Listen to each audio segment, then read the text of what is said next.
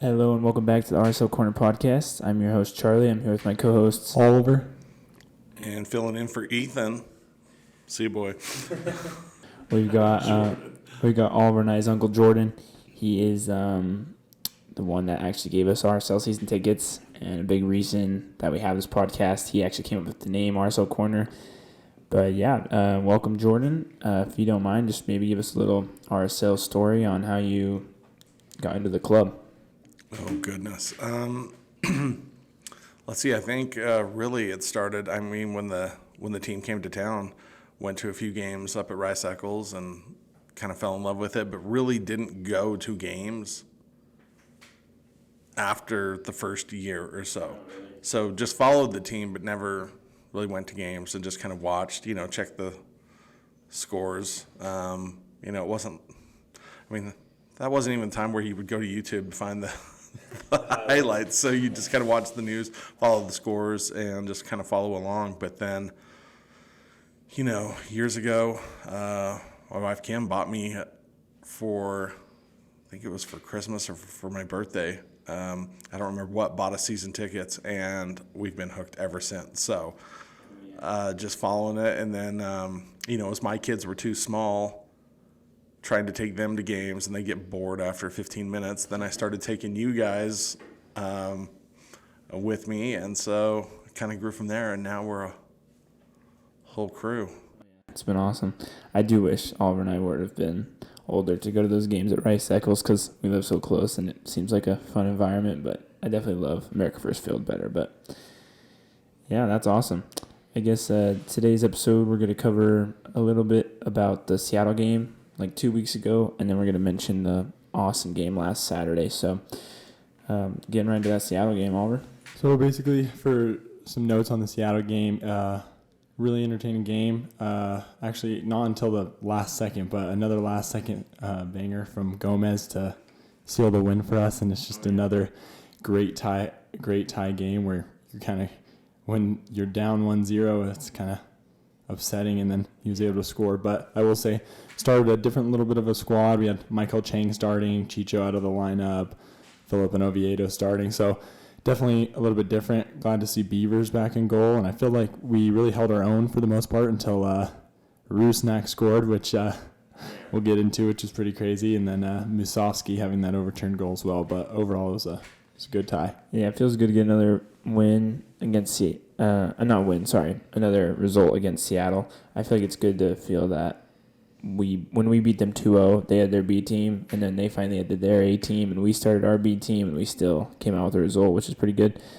Seattle's definitely not on the best year, but it's definitely good to keep that streak alive for RSL and get a result. I agree. How'd you feel about the game? I think what I almost felt was a tide has turned, as far as I felt like, as a RSL fan, I hate to say it, but just unlucky that things just, if something's bad's going to happen, it's not going, or if there's a 50-50 something, it never goes our way. Yeah. And then you see it, you're like, here we go again. Moose goes out and just levels Glad, drops him, and then takes off. They go the other way, do some nice work. They get the ball to Musovski, puts it in, and you're just head hanging. No, not again. No. And then to see it actually reversed, that doesn't happen for us. It just doesn't. Yeah. And it's kind of put it into the universe. Good things are starting to happen. Even we're starting to get some calls. Those things don't happen to us. And so, and I think that even bleeds into the next game.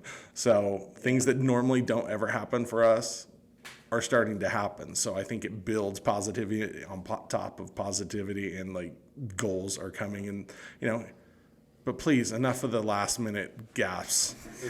I'm getting too old for that. But it's cool to see us holding a higher standard for ourselves as RSL, and having this run. So it's been really fun to watch. Yeah, so RSL gets to draw 1-1 against Seattle Sounders. That is the last time we will play them this season. Ended the series with 1 win and a draw. But yeah, I guess we can transition right to that Austin game last Saturday. It was a fun one. Yeah, super fun game. America First Field was popping. It was super fun. It was so sold out. it was just such a fun atmosphere. And I'll get right into the lineup. We got Julio at the 9, super exciting to see. We had Luna and Gomez on our wings and Arango in that 10 position. And then we got our solid pieces, Anelli and Ojeda holding down our midfield with Brody, Glad, Vera, Catranis holding down that back line with Zach McMath in goal. Overall, a great lineup to see. I was super excited to see this game. Yeah, I'd say it's our best lineup. I do like Arango and Julio at the 10 and the 9, but I missed Matt Crooks. But I mean, Julio's just been on a tear, so I think you play like the hot hand, Julio. Just with a brace in this game, which we'll get into, I think it's good to see him get his confidence up. Yeah, and like you said, Chicho's with his hat tricks on playing that position 10, so he's definitely very versatile at that position. Yeah. What do you think about the lineup, Jordan? No, it's a great lineup. Didn't miss seeing Crooks in there, but it's nice to see Anderson start and actually come out big and prove himself in a starting role rather than that super sub come in and save the day kind of thing, which we all love and love to see. But I like to see him go or possibly be able to go that full 90 if he needed to starting. Yeah. Just see him come out of the gate and hit it strong. That was really cool to see. I agree, and that's what I'd say about right on RSL. Sometimes you never know what's going to happen at home. Is the other team just going to start pressuring, or are we? And I just felt like we came out of the gate super hot, and which led to our 16th minute first goal with Chicho with one of the best goals we've probably ever seen at America First, and it kind of almost caught us off guard with just seeing that massive ball go right over Stephen Fry's head. Yeah, you mean Stuver, Brad Stuver. I was my mind was on Seattle, but yeah, that was an amazing goal. Yeah, that was a great goal. I've heard a lot of people debating whether Chicho's, Pablo Ruiz's, or Aaron Herrera's goal is better, like the deep, like 60-plus yarder. Those are my favorite goals. I think Chicho's is my favorite, probably just because of recency bias, but I feel like how he faked out the keeper and didn't act like he was about to shoot it, and then he ripped it. The accuracy was just crazy. Just so smart. Yeah, fantastic. I mean, here's what I love about that lineup. I mean, you've got Gomez, Chicho, Luna, Julio. I mean, early in the season, Luna, I think we saw production dip because everyone was doubling him constantly. Now everybody's got to double Arango, but Gomez is fired up. So who do you pick? Who do you defend here? Right now you'd be like, oh, Luna's the one to maybe drop off a little bit. But he will absolutely eat you alive if you don't stay on him. Yeah. But so will Arango, so will Julio. Everybody is on fire, so it really creates a lot of troubles for a defense just to pick your poison. And exactly. I don't remember a time as an RSL fan where we had scoring options. I remember in years past it just used to be just begging and just wondering where are these goals going to come from. Yeah. Now we got 4 threats up there. We have scoring options in buckets, and that's a fun problem to have. It's I love watching it. It's amazing having these great players be able to all score. Yeah.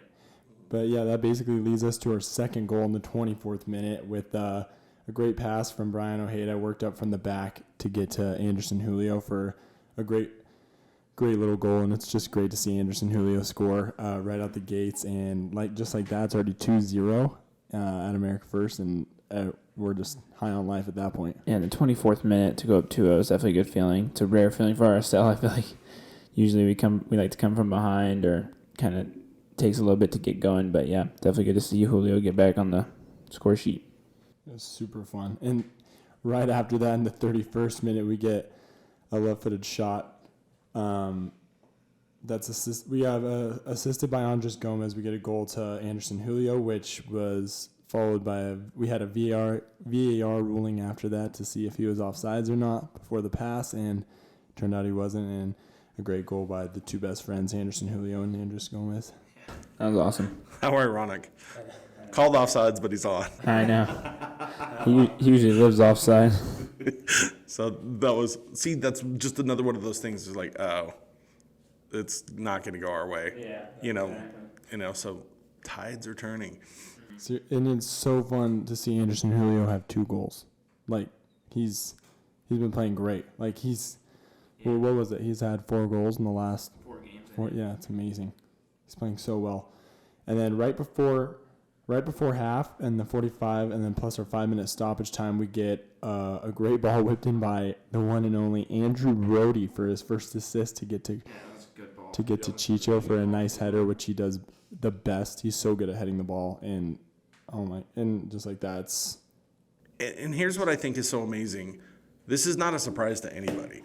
Yeah. Like, Chicho in the box looking for a header is as good as 100%. I mean, it's deadly.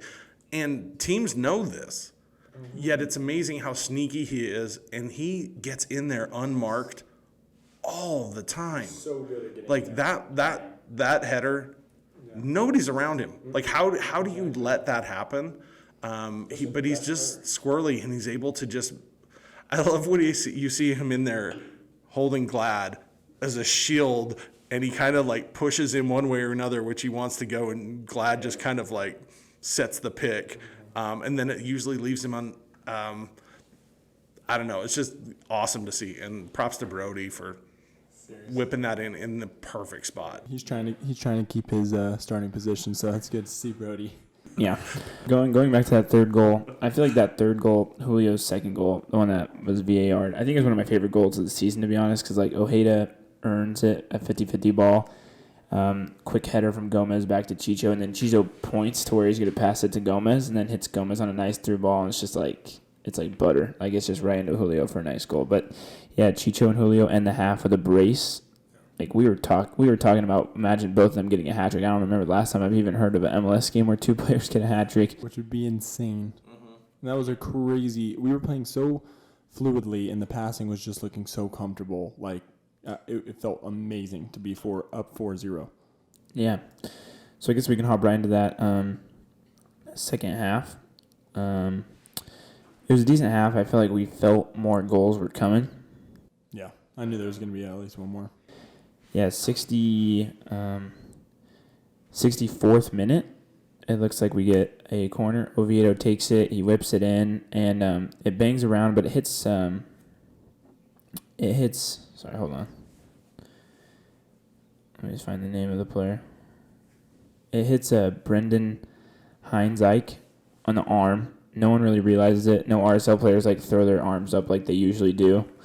Then it gets played in a crazy counter where this Colombian on Austin just kills Brody. Really nice finish over the top of McMath, and it's 4-1. I think we already knew we were going to win that game. 4-1 wasn't too scary, but then like all of a sudden it goes to VAR in the stadium. You don't really know what's going on. We got the wave going on. It's like, because they're checking a VAR for a handball on the other end, and all of a sudden it went from them scoring to us getting a penalty and Chicho getting his hat trick, which is awesome. Chicho takes the pen in the 71st, just goes bottom left, pretty easy pen. That's the second hat trick of the season. Second hat trick at home, playing the position number 10. So I think he definitely can thrive in that number 10 position. If this summer we did want to go out and find a number 9, we can get into that conversation later. But yeah, Chicho definitely thrived in that position tonight. I'm glad he didn't get subbed, and I'm glad he could get his hat trick. Would have liked seeing Julio getting his hat trick too, but yeah, all of a sudden it's 5-0, and RSL is just taking over. Were you as confused watching it from the TV about the penalty situation, or did you know what was going on? TV was pretty quick to switch over to, hey, what's going on? And then they start looking, oh, it must be something happened in the box. And then they go through, oh, they must be looking at this. And I think I love with VAR, the clarity is getting much better, and it's quicker, and they do tell you, which I love now, what's happening and give you what happened versus just turn and point, and then that's it, and the players freak out. So it's definitely nice. But it's just another one of those instances, though, where like this is not a call we get a couple years ago. Like, I know, like all the way from them scoring, calling it way back. To call off a goal and then bring it back to give a penalty. It's insane. Like, that doesn't happen for us. And so, yeah, that was amazing. Like, I mean, for Austin fans, like, having been on the other side of those more often than not, like, it was kind of gut-wrenching. They kept showing the Austin fans up in the crowd, the ones that traveled. Just they looked just destroyed. I mean, you finally have a glimmer of hope, and then have it ripped away. So it was. But hey, sometimes you're rolling, and good things happen. Yeah, Austin's interesting. It's like they're a much different team than they were a couple years ago, and I felt like they were like Team to beat. Like they were the up and coming. Yeah, they didn't have Driussi tonight, but I still think with Driussi it wouldn't have done too much. I think we just capitalized on a lot of defensive mistakes. But 91st minute, Brian Oviedo almost got the shutout 5-0, but Brian Oviedo, he kind of just couldn't stop running, and his force went into a player that was trying to catch a ball. So they did earn a pen. Alexander Ring, the Finnish player, he puts away a pen against McMath, but 5-1, I still think 4 goals for a goal differential is still pretty dominating. It's definitely good to see. But yeah, definitely a good game. Ends 5-1, and RSL still remains in that top spot in the West, sitting at 33 points on the season, with a plus 17 goal differential, allowing only 19 goals in the season and scoring 36. We are sitting at 9 wins, 6 draws, and 2 losses. Best start in club history. And yeah, we got a great game next week against Montreal. Where your team travels to Canada. We got a 5:30 kickoff. Should be a good game. Montreal's not looking too great this season. They're arguably their best player this season. Lassiter, I think that's his name. Yeah, he has 4 assists and 3 goals. He's actually going to be out this game because he had a red card. So RSL gets to play another team without their best player, arguably. So yeah, it should be a fun one. All right, let's talk about that goal differential. 17, the only other team in double digits, Miami at 15. Yeah. Wow. That's insane. I mean, even Cincinnati, who's super hot, their goal differential 7. Yeah. Ours is 17. Yeah. And there's only 2 teams double digits, and we are 7 ahead of that. And behind us in second place, LA FC is at 9. Yeah. Think about all the years past where we squeaked into the playoffs with like a -2, -3, -4, and we got in on that 8th spot or 7th spot with a negative goal differential. This is something we just don't see, where those scores are just coming in buckets. Goals are just... Yeah, the last 2 years, 2023 and 2022, we snuck into the playoffs with a -2 goal differential, and then dating back to 2021, we only had a +1 goal differential, while teams were having +20s, +10s. Like, it's just crazy that we usually... I mean, it's our defense, but it's great to see a +17. Like, we are keeping teams from scoring. It just doesn't feel real being on top like this. Like, it feels like, as an RSL fan, like we've said, we haven't had to talk about a loss in like 13 games. So it's wild to look at the standings and just see a 2. Yeah, exactly. 2 losses this year. They were like, one was in February and one was in early March. Like, we've started this podcast, we still haven't covered a loss. Knock on wood. But yeah, it's been a tremendous start. It is the most fun I've had as an RSL fan ever. I think there's really good things to come, and like, it's not like, I think people first thought, they're like, oh, this is like a fluky RSL team, but like, we're here to stay. Like, when we came back from being down 3-0 against Dallas, like, we care about this winning this unbeaten streak, and we want to just push for results after results. And it shows like even the subs care too, as we're coming on, and like Palacio scoring that game tying goal. It's like other people are.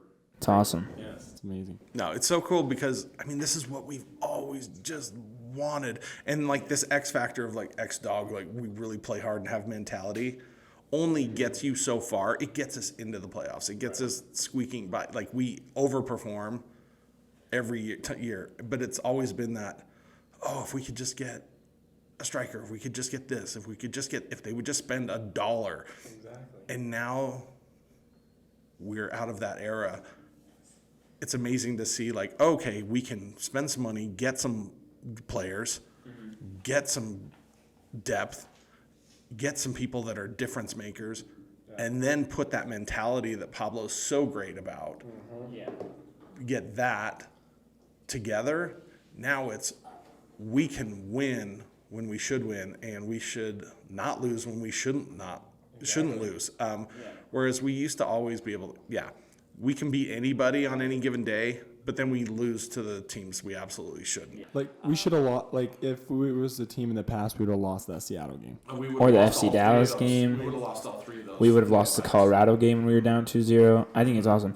So 17 games left in the season. This is the perfect halfway mark. I want to get some predictions from you two. We have 51 total points that we can get at the end of the season. Keep in mind that would be winning 17 games in a row. That's not going to happen. 51 points. I want to keep in mind last year we finished with 50 points total. We're sitting at 33. How many more points do you think we can snag from the rest of the season? While you guys take a look at the schedule, we do have a lighter schedule than the first half of the year. We've got Sporting Kansas City, a deflated Atlanta team who just lost their head coach, actually. I'm excited for that Atlanta game. Yeah, that'll be great. I do have to miss that game, which is a bummer. But we play San Jose twice. We get Austin again. We get FC Dallas again. 2 Houston. We actually play New England Revolution at home this year, which will be fun. Yeah. Another East Coast team visiting us. But yeah, I think we can finish with another 30-ish points. I only see us losing 2 games. Because here's the thing. I don't think we're going to lose to anybody except okay, so LAFC is a scary game for me. Yeah, I agree. One of the Houston games is scary for me just because. It's Houston. Oh, my gosh. I kind of like, though, that's kind of building a little, not so much a rivalry, but they've done enough to, like, kind of have our number for a little bit. Like, even when we should win, we're finding ways to lose against Houston, and it kind of was it the Leagues Cup, and then we also played them in the playoffs too. Yeah, yep. That was so frustrating. Yeah, it was brutal.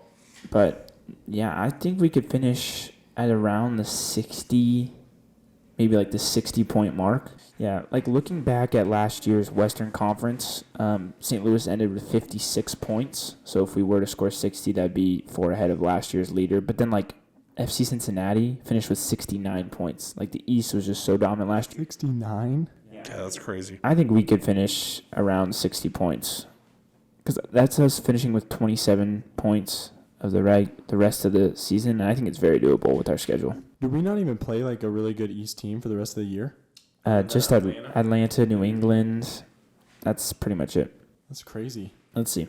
And both of them are pretty much in the doghouse. Those are the only 2 Eastern Conference teams, along with Montreal, that will play this upcoming Saturday.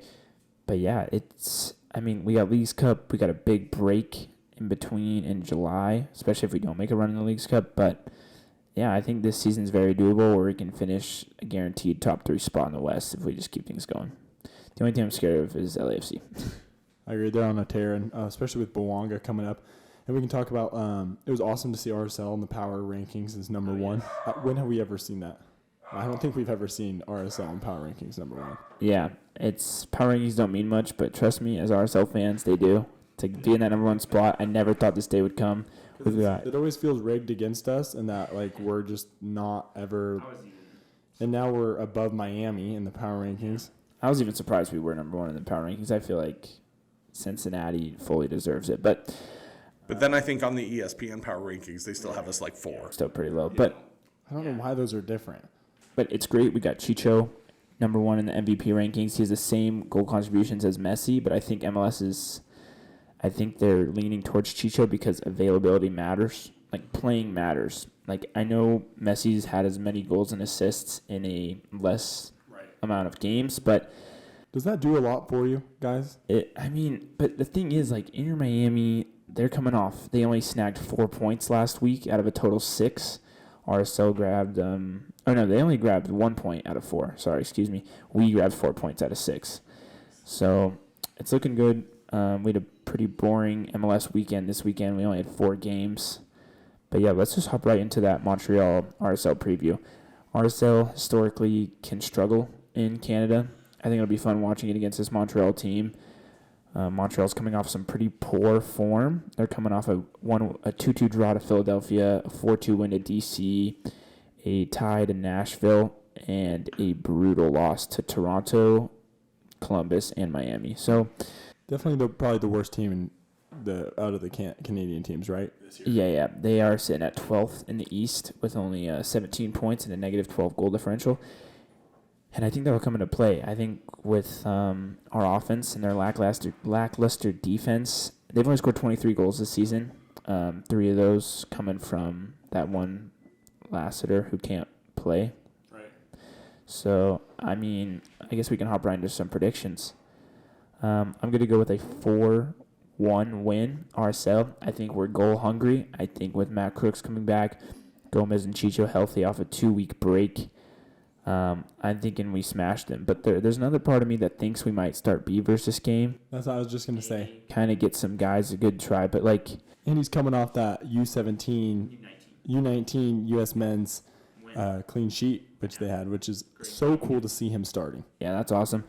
But, yeah, I'm going to go 4-2. I think RSL can come out here and dominate.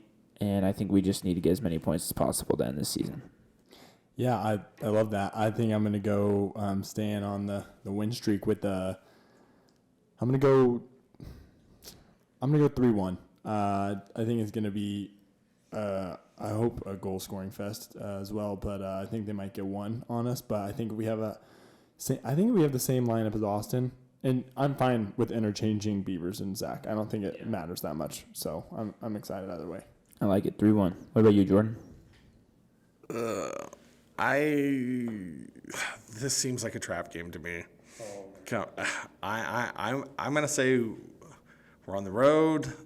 We've had some rest. We get a little tired, or just I'm gonna say a 1-1 draw. And I could see that happening. Everyone's coming on vacation. Like, For some vacation updates real quick. We had Chicho in Vegas. Luna was in Arizona. Can't remember where Brody was. wasn't he in Hawaii? Was he in Hawaii? I see lots of deserts and beaches. Yeah, yes. He might have been in Mexico too, but Diego Luna's in Texas. Gomez was somewhere posting in some club. We hope the boys are staying focused. I know. It just scares me. I'm like, do not get your head away from the game. Like, please keep it going. Because that 1-1 draw is not a bad. Yeah, I don't see us losing, but I see us coming off looking a little rusty, and Because do you think they score first or we do? I think they do. Really? Yes,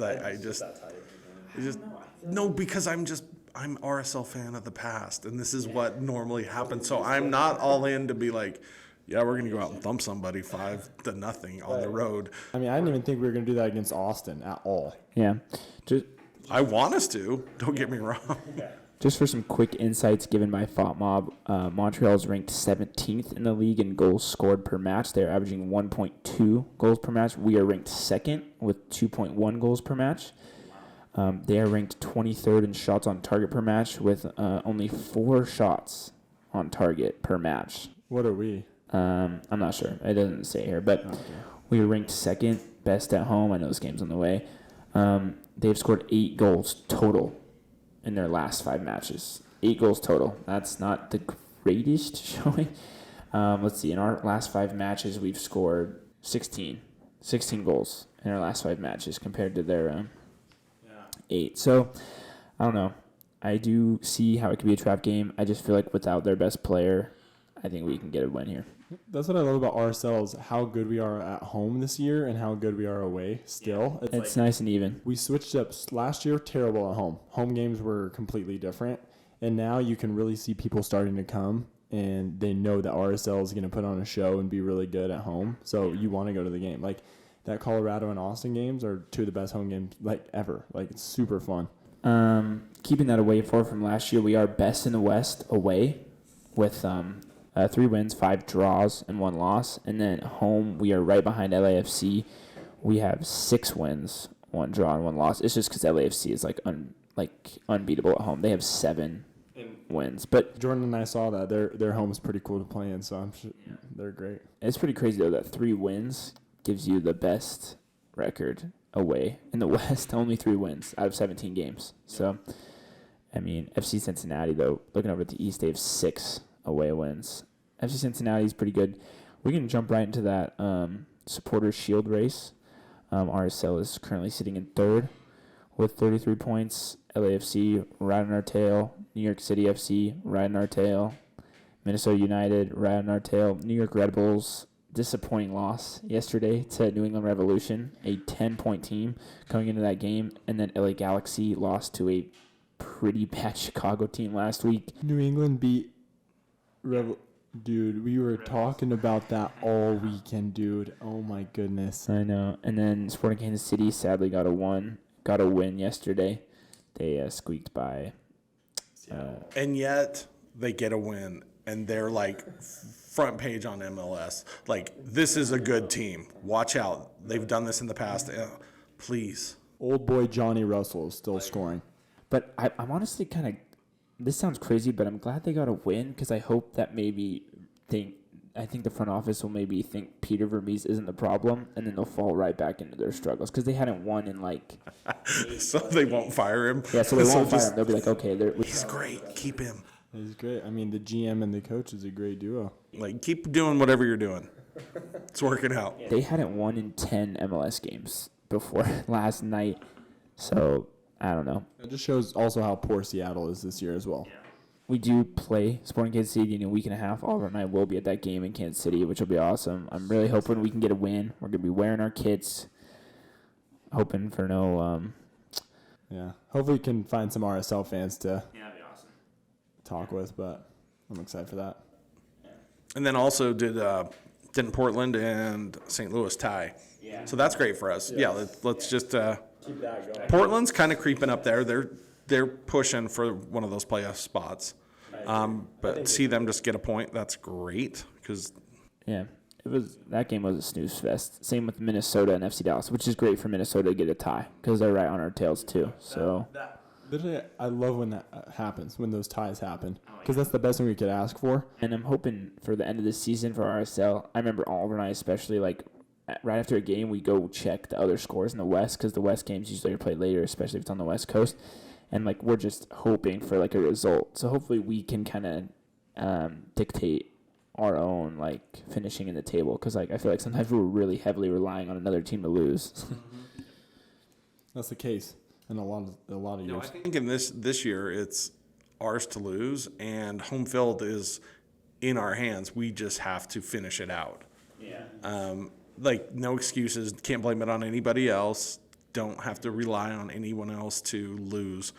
We just have to win, and we've proven we can do that. Now we just have to see it out. Yeah. Going back to your, I have the article pulled up of Kansas City. It says Sporting Kansas City show they still have a fight. This is a good team. But then it follows with saying they haven't won in 10 games prior. They beat a 10-man Seattle team. Seattle had a red, and that's why they got that second goal. So, I don't know. I can't stand Sporting Kansas City, so it makes me happy that they're at the bottom of the table. And they're like, this article says Sporting Turnaround 2.0. I highly doubt it because this week they literally have to play. In the next 2 weeks, they have to play LA Galaxy, Real, and Columbus. And I bet they lose all three of those. Yeah. MLS is fun, man. It's definitely entertaining these days. I think it's great that RSL only really has like a very scary team in LAFC compared to the East. Like the East, both New York teams, Charlotte's looking good, Inter Miami and FC Cincinnati are very scary teams. Well, I think LA still historically can just do some damage to you too. Yeah, so they're a little scary to me too. Is Giroux going to be playing when they play us? No, because he's coming back. He'll come play after the Euros. So that would be so cool to see him play versus us. That would be awesome, but it's a bummer that maybe we could face him in like a Leagues Cup or a MLS playoff. I'm excited to have him here. Yes, me too. I love when they come. He's someone I'm excited to see. Why it has to be on a well, it's always a West Coast team. It's always, So here's where I think this turnaround's really going to happen, and I don't see it being one of these big European guys. We have great success pulling from South America and finding these gems, but just once, how would it be if one of those guys decided to come here? I mean, it's true. We're not a destination, but that would be the. They don't want to live in Utah. But look at Chicho, man. Chicho, I just want to personally thank Chicho for everything. He loves Salt Lake. He's a big family guy. I heard one other podcast talking about this. He screams Utah. Loves his family, loves the mountains, and he cares about the club more than anyone. He's not a Zlatan or someone who just is there to for the money, boost their ego, get more money, win, but like he's here as like a team player. And I hope he stays here forever and he gets a statue outside the stadium. Like, I love Chicho. Yeah. He is 1 goal away from breaking Sabario's single season scoring record of 17. He's at 16, and I think he's only 2 goal contributions away from beating the record for most goal contributions. But I'd love to hop into some summer signings news. So we ourselves 1 DP spot. I think we have the money to go big. What position do you guys want filled on the team? If you could only have 1 position. There's only one I'm going right back, just because I feel comfortable in all the other ones. And people talk about, oh, we need a different 10 too for Matt Crooks and stuff. But if Chicho can play the 10, and if Matt Crooks has been pretty solid, he's been fine for me. He's not putting in goals, but I like having a big bully up there and a big body in the box that people have to account for. And I think that pulls a little bit and leaves, when he drifts behind, pulls and gives Chicho a little bit of space. I don't mind having him up there. I don't think that's our – I mean, great if we could get a DP level someone up in there that's that level. Great. I'm not going to complain, but I think right. You like the right back position too? Imagine having a Katranis level. Katranis 2.0, like back there. Oh, my God. Yeah, because the goals are coming, and I'll jump right into it. But speaking of Matt Crooks, I feel like he's doing more positives than negatives. I just think the RSL fan base has a very high expectation of goal contributions and goals compared to the rest of the team. Matt Crooks only has an assist or 2, but I think he'll get on the score sheet, and I think he's fine. And he's played in England, a very different switch from the Championship League in England over here.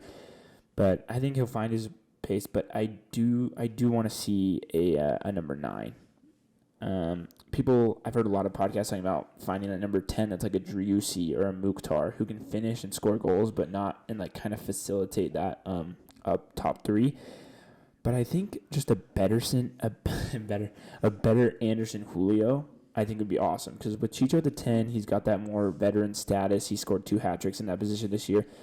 I think he shows a lot of confidence there. And as the captain and a leader in that number 10 spot, he can work with Anelli, Ojeda, Luna Gomez, and all the way to that number 9 spot. So I think like a very fiery number 9 who can just finish everything possible would just be awesome. I think that right back position is very tempting.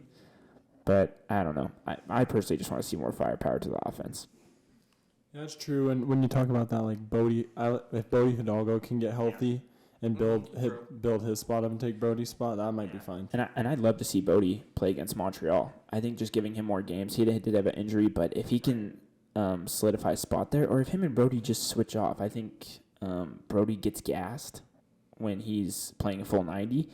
So maybe just giving him every other game, but I don't know. I think Brody definitely knows his role there. Few dumb mistakes, but like, I don't know. I want to see that number 9 spot filled this summer. Yeah, and Brody's had the last 2 games have been pretty solid by him. So. Yeah. Oh, absolutely.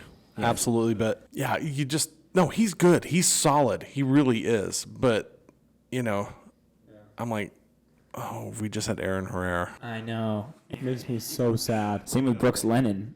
Yes. Like if we could just, that's okay. And Donnie Toya. Okay, not Donnie Toya. Just kidding. But yeah, it's hard to look in the past. But I think this season is going great. I think Gomez is exceeding everyone's expectations. I think that's also a reason Luna has kind of been put on the back burners for some fans because like Gomez is like what you're saying. We find those gems in South America. Like when Gomez came in, everyone's like, "Who's this dude?" People are wanting him gone already. I know, but he's awesome, and I hope I can see Fidel develop the same way and get to that Luna Gomez level next year.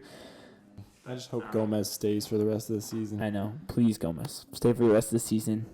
Bring us a deep playoff run, maybe some other silverware. Because then Gomez can leave to a higher club. We get a lot of money, and then we raise Fidel right there, and he just starts. Well, I want to give props. I think how much of his success right now is with the coaching staff. Yeah. Because Gomez, you could see these moments of brilliance last year. Yeah. But then that first touch or decision making, you were just, what are you doing? And then all of a sudden he's turned a corner this year. And I think a lot of that's probably due to, first of all, him getting comfortable in the system in the league, but then it's got to be some great coaching, because all of a sudden he's got this touch. His decision making is better. He knows how to finish, and he's putting the ball in the back of the net at a steady clip. It's awesome to see. Yeah, and I didn't even expect his assist rate to be as high as it is. Like, he is putting in. He's a big assister. He's gone 6 games in a row with a goal contribution. Hopefully he can make it 7 against Montreal, but yeah, he's killing it. Yeah, and I think that mentorship from Chicho and just having Chicho right there, like it's like his older brother. Like I feel like I love watching them celebrate every single goal together. But yeah, it's amazing to be an RSL fan this year. I guess before closing the RSL segment and jumping into some other Utah sports news, what are some more thoughts you guys have? Well, we got the Utah hockey. We got the names narrowing down to the Final Four. We'll get to the final 6 Utah NHL teams, but yeah. Guess last RSL note, I want to shout out Andy Munoz from the RSL show, showing love to RSL Corner. Really appreciate it. And to everyone, just showing some support to the podcast. And just shout out to other podcasts, Royal Riot, RSL Random Fan Podcast. They are just putting out some awesome media and super fun to listen to. Can't say how cool it was to pop on and see the Rocky Mountain Cup sitting right here with Tino. Awesome. Really great to see. Great work. Tuned into that interview with my boy Tino. He brought the Rocky Mountain Cup to the studio. But yeah, we're looking to get some interviews coming up. We're trying to figure out a Royals player interview along with a Monarchs player interview. So super cool to hear it would be super cool to hear their perspectives on their club. So yeah, thanks for all the support. But yeah, let's jump right into this Utah NHL team news. So there are 6 finalists. You can vote now. You can only vote for one name. We have the Utah Hockey Club, Utah Yeti, Utah Venom, Utah Outlaws, Utah Mammoth, and Utah Blizzard. What's your guys' favorite?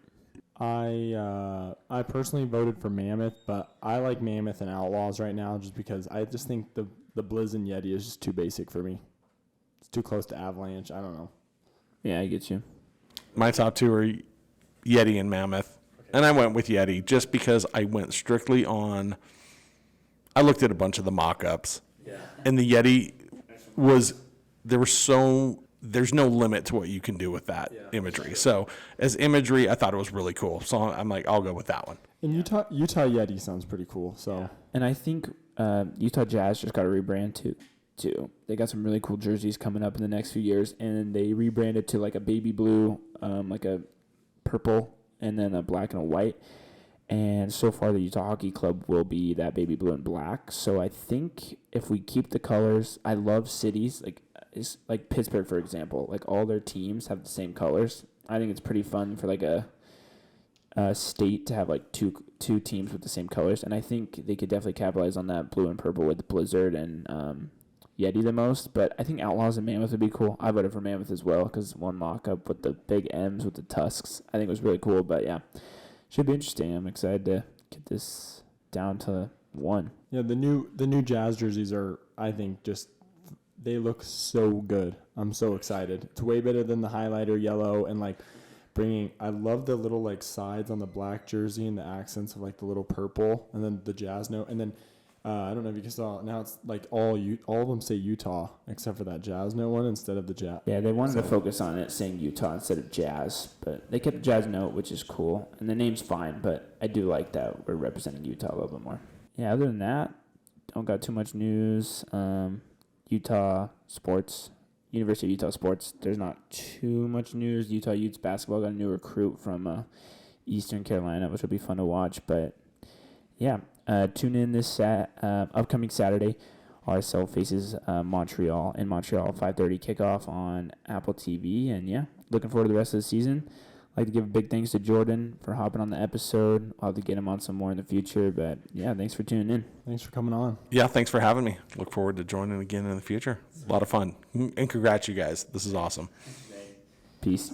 See you guys.